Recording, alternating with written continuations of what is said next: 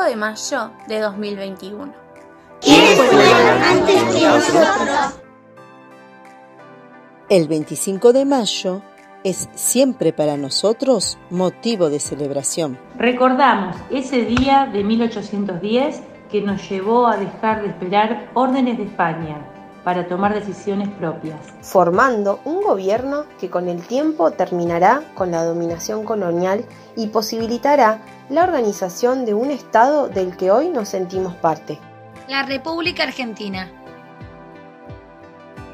La idea de festejarlo comenzó pronto, allá por 1813.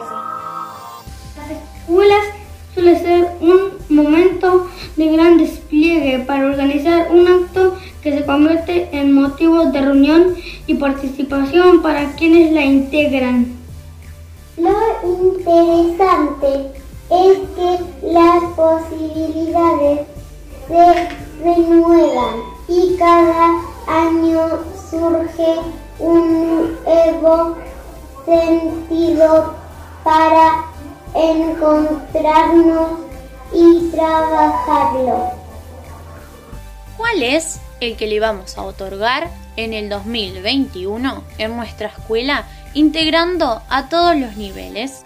En esta oportunidad, las reuniones para reorganizar la biblioteca, que ha encontrado un nuevo lugar en el colegio, y a la que se sumará la biblioteca y archivo histórico, así como el trabajo en el profesorado de educación primaria en torno al eje Ciudad Educadora, posibilitaron pensar en una propuesta que relacione la fecha con la historia local para dar inicio a un proyecto institucional con extensión comunitaria.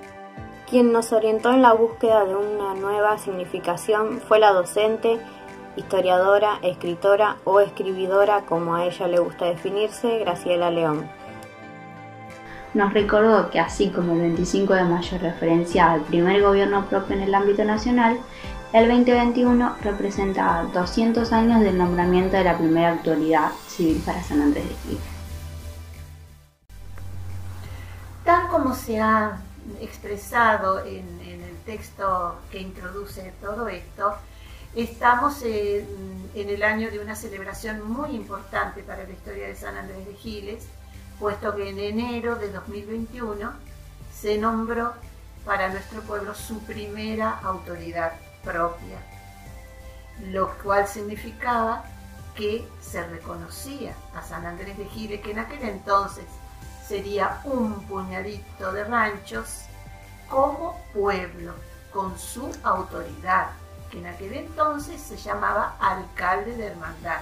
El alcalde de hermandad tenía la misión de cuidar, de velar por el bienestar del pueblo. Bueno, de eso nos vamos a ocupar más adelante. Graciela, que decidió enfrentar la pandemia con cultura, como ella dice, dedicó parte de su tiempo en casa a la investigación, buscando respuestas a los interrogantes que nos planteamos al inicio. ¿Quiénes fueron antes que nosotros? Y hoy las comparte generosamente con la idea de que nuestra comunidad educativa pueda trabajarlas, sumando ilustraciones, reflexiones, análisis, planificaciones, de acuerdo al diseño curricular de cada nivel. Proporcionando forma de libro al resultado para que trasciendan el tiempo y constituyan un aporte de la autora a través de la educación, a la construcción de la identidad colectiva. La primera de las producciones está referida a una mujer que mucho aporta a nuestra identificación y los sujetos sociales que la rodean. El primer trabajo es María Rosa de Giles, su legado. María Rosa de Giles fue la única hija del capitán Pedro de Giles y Remón y de su esposa Francisca Sosa.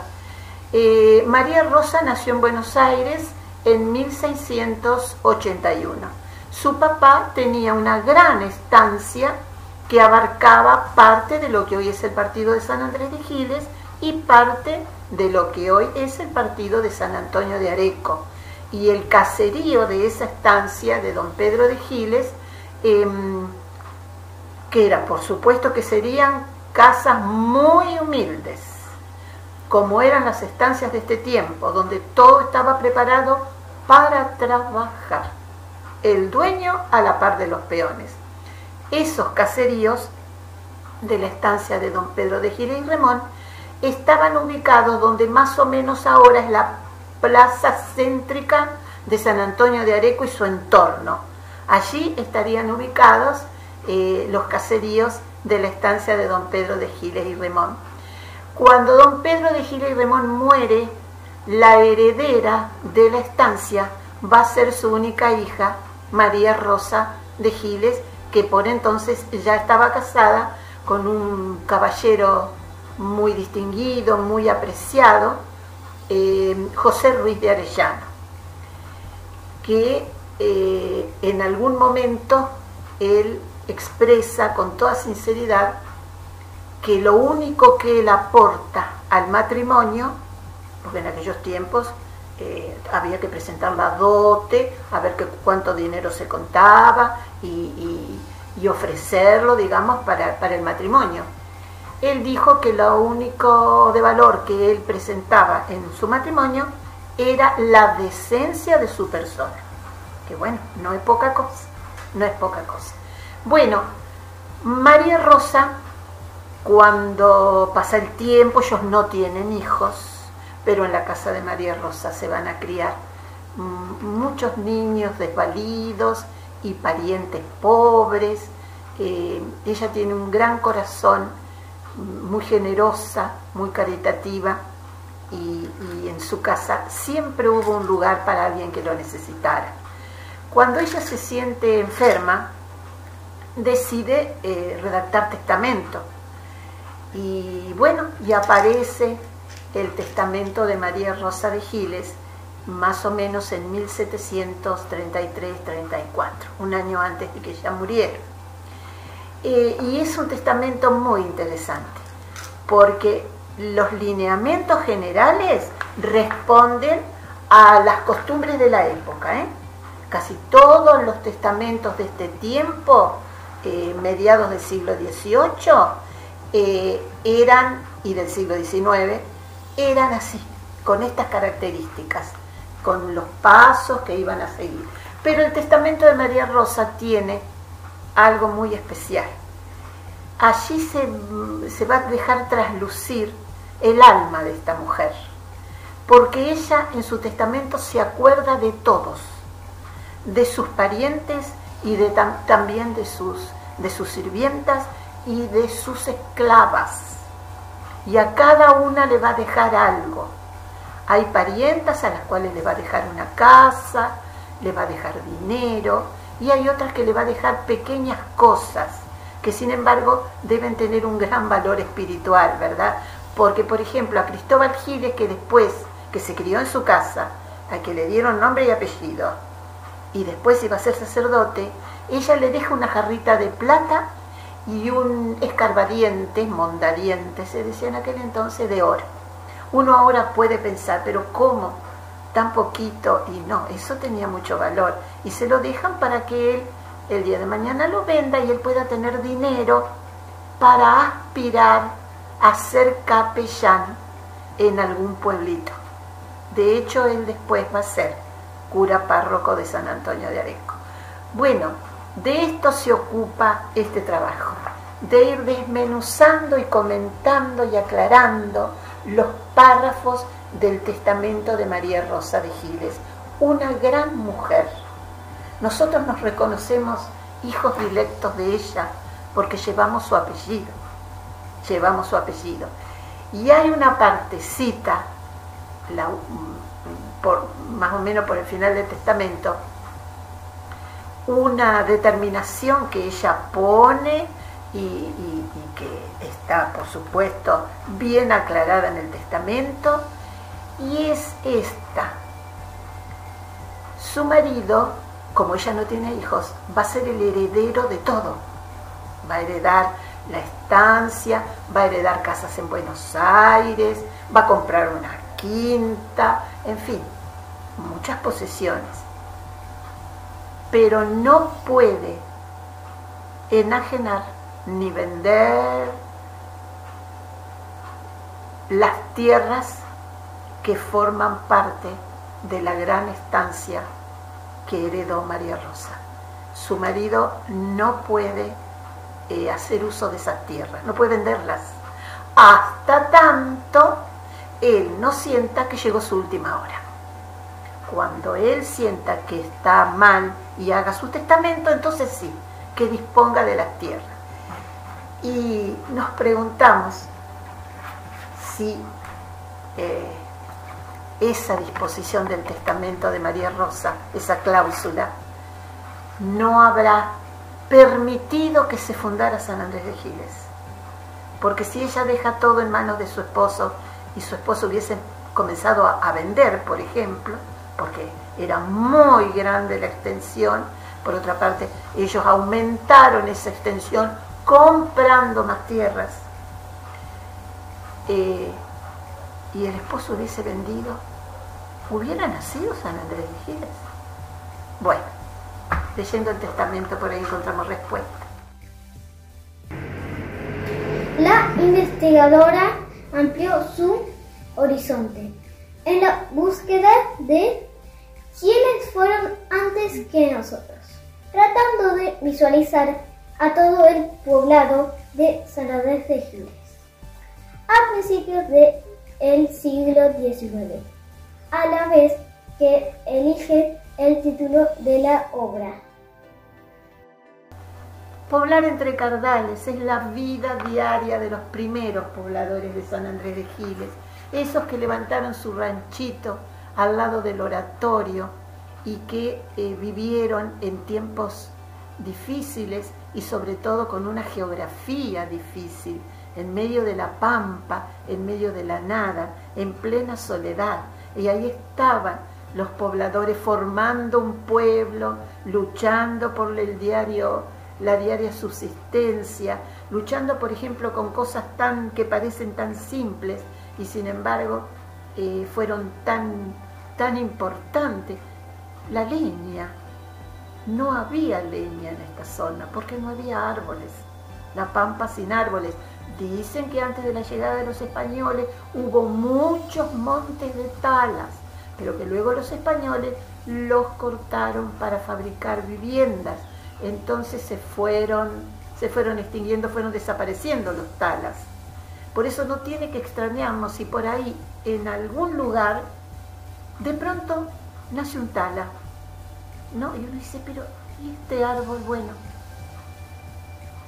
es que hubo talas en esta zona, hasta que desaparecieron. Entonces estos pobladores todos los días tenían que preocuparse por la leña, por ejemplo, y salir al campo y buscar cardos secos y leña de vaca, que era la bosta de vaca seca, ¿verdad? Ir a buscar, antes que cavaran los pozos, ir a buscar agua al arroyo, que lo tenían ahí cerquita, y que sin duda el arroyo era bastante distinto su recorrido al que es ahora.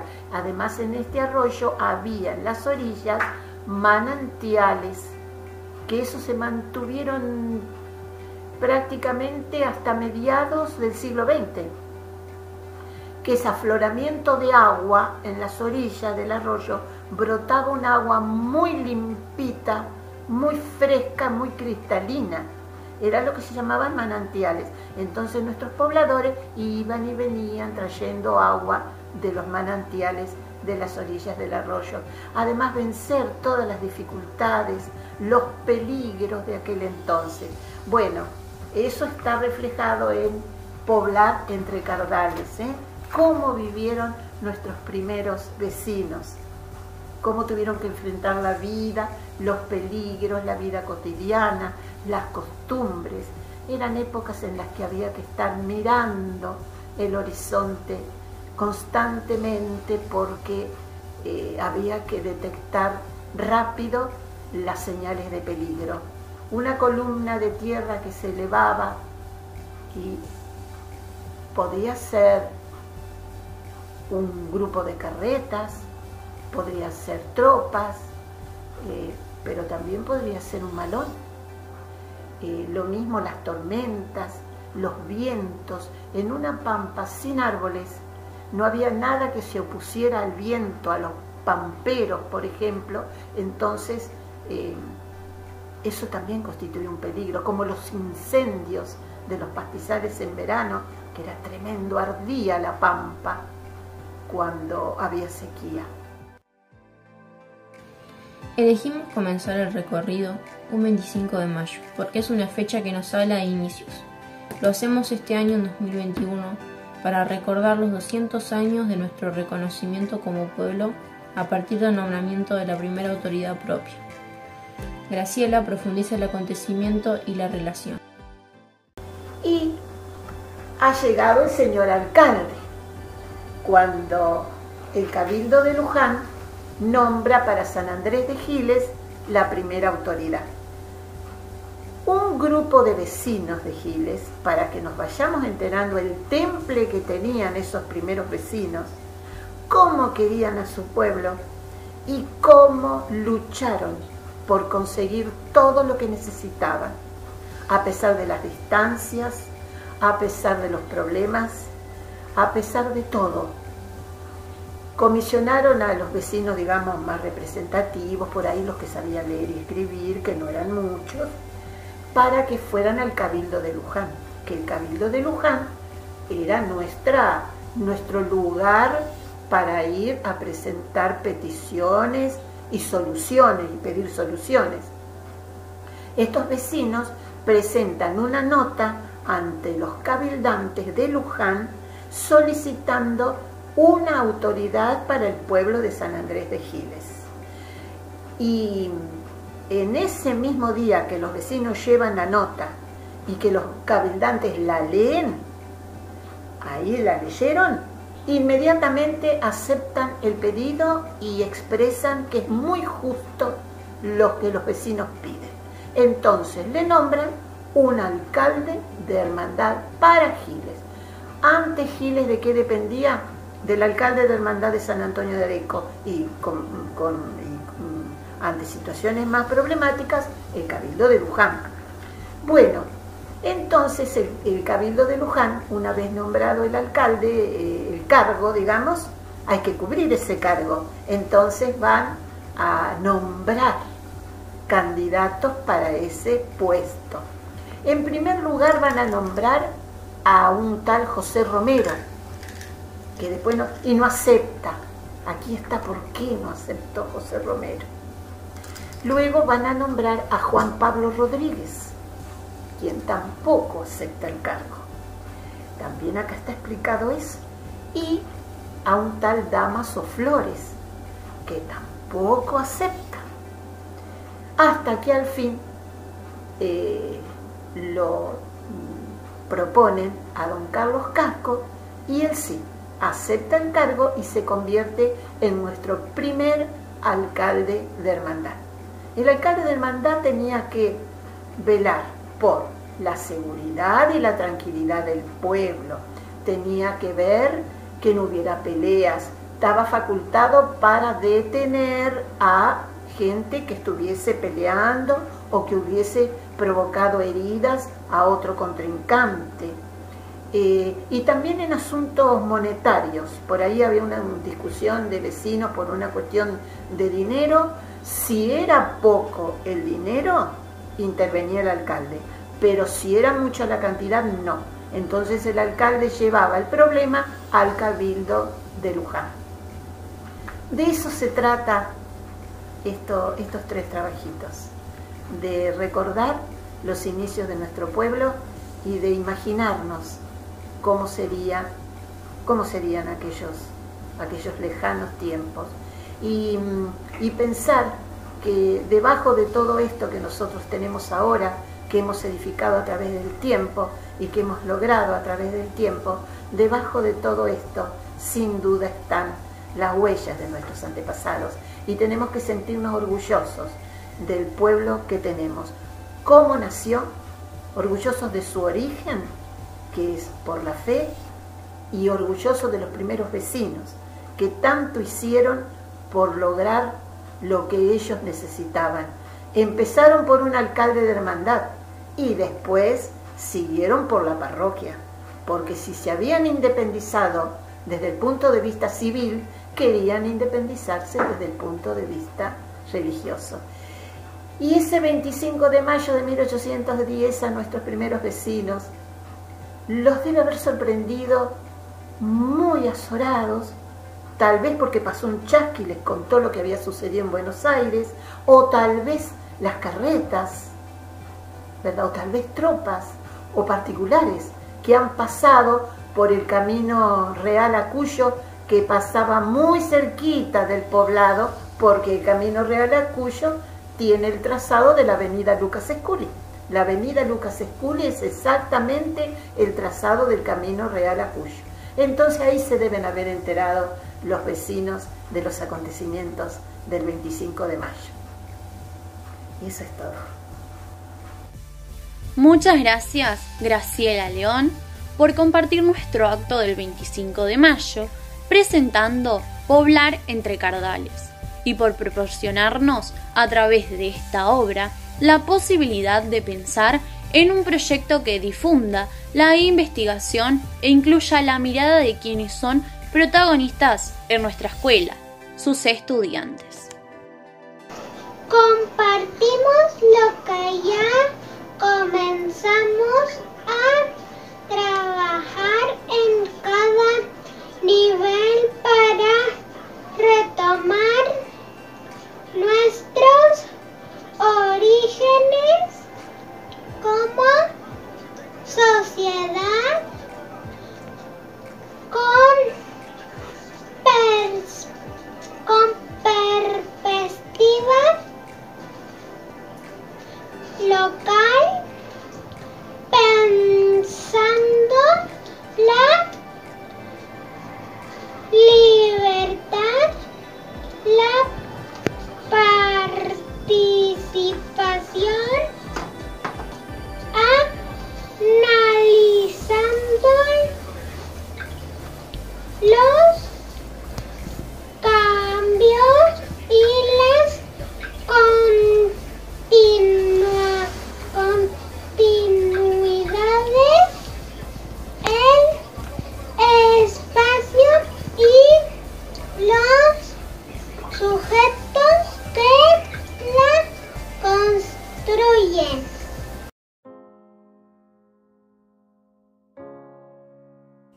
Ser libre es hacer lo que me gusta y respetar a los demás y a mi papá y a mi mamá. Es que para mí la libertad es para salir, para poder jugar y compartir. La libertad significa ser libre y jugar, estudiar.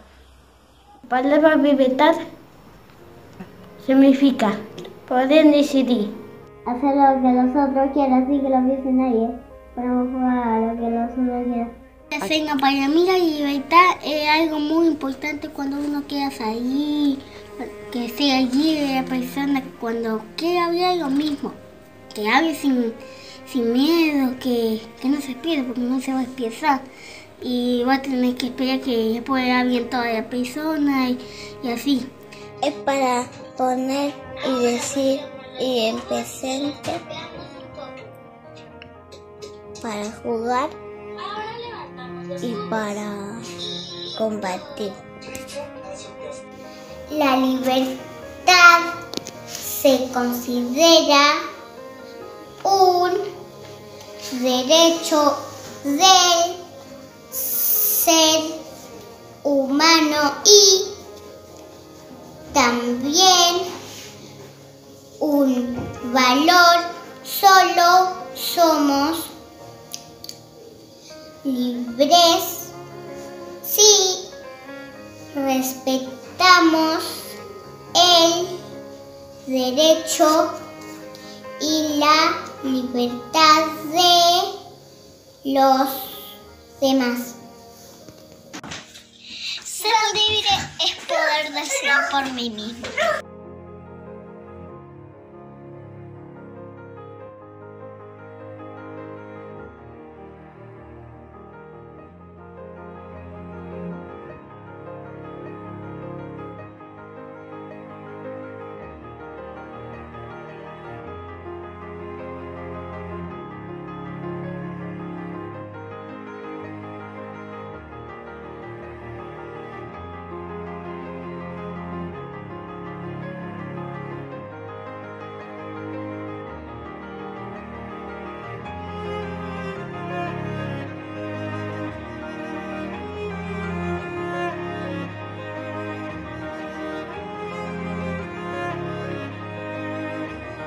En el nivel inicial, para el 25 de mayo, se abordaron las siguientes propuestas: las comidas, los juegos en las diferentes clases sociales y la función del río en la época colonial. Desde el nivel primario, esta fecha fue abordada por la unidad pedagógica, conformada por primer y segundo año. Primer año trabajó con el concepto de libertad, mientras que segundo año recordó los sucesos de la Semana de Mayo, así como también la relación de la vida cotidiana con la tecnología, cambios y continuidades entre la época colonial y la actualidad. El nivel secundario de la unidad académica trabajará en la reflexión y conceptualización de los siguientes términos a través del tiempo: libertad, autoridad, el rol de la mujer, la esclavitud. Analizará las formas de festejo de la fecha en nuestra comunidad: actos solemnes, descripción, convocatoria, comidas típicas, el locro del 25. Entrevistará a gestores de este proyecto en nuestra escuela, así como también a un grupo de artesanas, las agujas veloces, quienes cada 25 de mayo realizan en la Plaza San Martín el reparto de escarapelas tejidas por ellas. Realización de la semblanza escrita y en dibujo a mano alzada de la primera autoridad civil, hace 200 años en San Andrés de Giles. Confección de línea de tiempo desde 1821 hasta 2021. Infografía con aportes relevantes sobre el ámbito geográfico. Desde el profesorado de educación primaria, las propuestas son: analizar los conceptos de tiempo histórico, de espacio geográfico y sujetos sociales en relación a las investigaciones de Graciela León, y pensar y planificar para llevar adelante prácticas en el nivel primario.